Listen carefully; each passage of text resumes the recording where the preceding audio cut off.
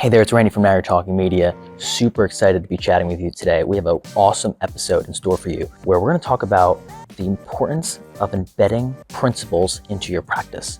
Hacks, tactics, they're all good and great, but they're a means to an end. They create intrigue, which is what great marketing does, right? But the principle that it's based off of is arguably more important for not just when you're on camera, when you're off camera. I remember taking a class back in university it was titled The Art of the Ellipsis. When you hear ellipsis, you think of, or at least this is what I thought of when I initially signed up for this, was the 3 dots at the end of sentences. So you got the pause effect. It's a literary effect. Sometimes it's used in emails, it's kind of more of a dated thing. But basically the whole point of this class was you see everything that you see on camera. If you were to get up into a bird's eye view and you look at the pie, like a pie graph of how much space is being used, the percentage would be surprisingly low because the pie is like this. Everything around that circle is the ellipsis. It's the art of, by picking something to show on camera, you're implicitly choosing to not show everything else.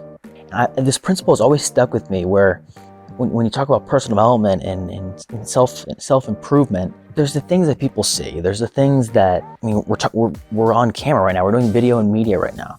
There's the things that people see. The majority of what happens is off camera.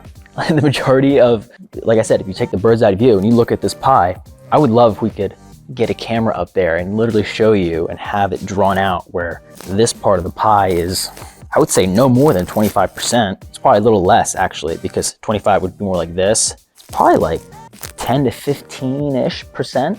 Maybe I'll give you like 18%. And then you have 82% off camera.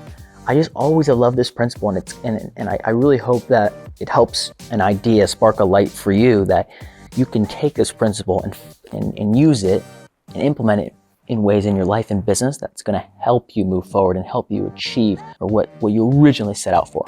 So like I said, this principle has always stuck with me, and I really hope it can be something that's not just interesting for you, but something that allows you to think differently, to think in a different way that you haven't before, because it's so funny to think of the cliches, but it was Albert Einstein who's accredited with the quote of, "You can't solve problems with the same thinking that created the problem." Now, I don't have the exact quote in front of me, but that's the paraphrase version, is if you had a certain way of thinking that created a problem, that certain way of thinking is not going to get you out of the problem.